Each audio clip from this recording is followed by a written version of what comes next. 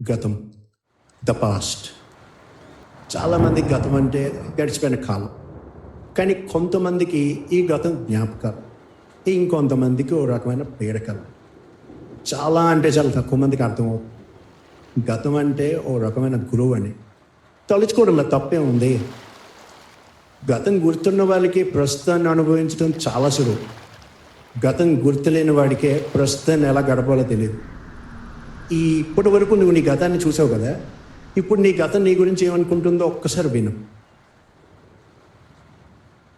గడిచిపోయిన నన్నెందుకు నిందిస్తావు? ప్రస్తుతంలో ఉన్న నిన్ను నువ్వు నిందించుకో. తర్వాత నన్ను నువ్వే కాదు, ఎవ్వరికీ అనే అవకాశం రాదు. నేను నీ నుంచి చాలా దూరంలో ఉన్నా, కానీ నేను లేకపోతే ప్రస్తుతంలో నువ్వు లేవు. నువ్వు బాధలో ఉంటే నీ కన్నీటిగా నీలో ఉండే బాధను దించేస్తా. నువ్వు తలుచుకుంటే క్షణాల్లో నేను నీ దగ్గర నీ ఆలోచనలో ఉంటా.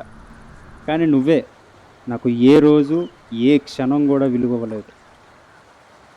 అందుకే జరిగిన దానికి నువ్వు ఇవ్వని విలువ నడుస్తున్న ప్రస్తుతం నీకెలా విలువిస్తుంది?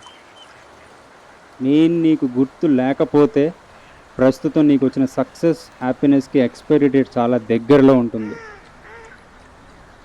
అప్పుడు ఫ్యూచర్లో కూడా నువ్వు గతమైన నన్ను తలుచుకుంటావు.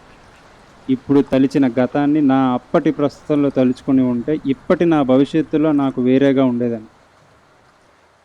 మంచో చెడ్డో, నువ్వో ఇంకెవరో, ప్రస్తుతంలో నీతో నువ్వు ఉండలేనప్పుడు గతంలో కూడా నువ్వు నీతో ఉండవుగా.